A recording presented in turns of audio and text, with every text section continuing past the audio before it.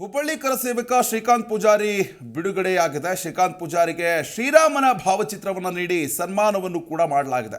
ಹುಬ್ಬಳ್ಳಿಯ ಸಬ್ ಜೈಲಿನಲ್ಲಿ ಕಾರ್ಯಕರ್ತರಿಂದ ಅದ್ಧೂರಿ ಸ್ವಾಗತ ದೊರೆತಿರುವಂಥದ್ದು. ಹಿಂದೂ ಪರ ಸಂಘಟನೆ ಕಾರ್ಯಕರ್ತರಿಂದ ಸ್ವಾಗತ ದೊರೆತಿದೆ. ಹುಬ್ಬಳ್ಳಿಯ ಶಾಸಕ ಮಹೇಶ ತೆಂಗಿನಕಾಯಿ ಈ ಸ್ವಾಗತದಲ್ಲೂ ಕೂಡ ಭಾಗಿಯಾಗಿದ್ದಾರೆ.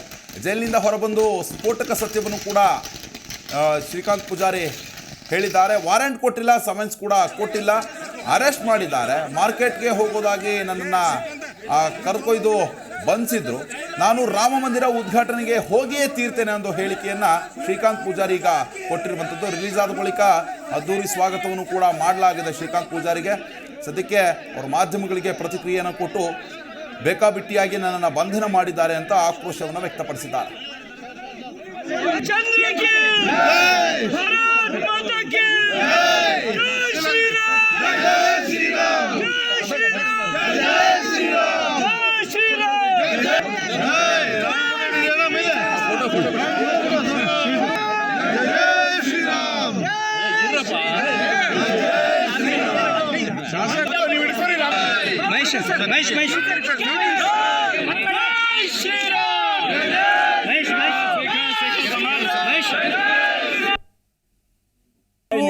ಆ ದಿನ ಶುಕ್ರವಾರ ದಿನ ಕರ್ಕೊಂಡು ಹೋದ್ರು.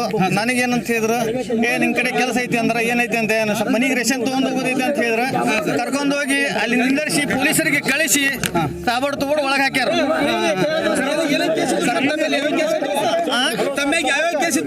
ಅವು ಮೊದ್ಲಿಂದ ಎಲ್ಲ ಬಿಡುಗಡೆ ಆಗ್ಯಾವ್ರಿ. ಒಂದೇ ಕೇಸ್ ಹುಟ್ಟಿದ್ರಿ.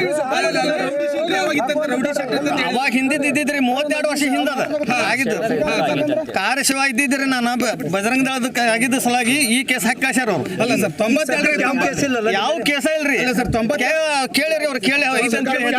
ಶ್ರೀಕಾಂತ್ ಪೂಜಾರಿ ನ್ಯಾಯಾಂಗ ಬಂಧನದಿಂದ ಉಪಕಾರಾಗೃಹದಿಂದ ಇವತ್ತು ಬಿಡುಗಡೆ ಆಗ್ತಾ ಇದ್ದಾನೆ.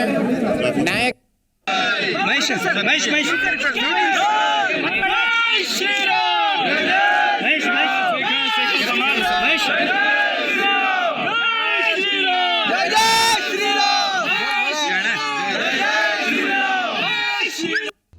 ಪ್ರತಿಕ್ಷಣದ ಸುದ್ದಿಗಾಗಿ Zee Kannada news app download ಮಾಡಿ.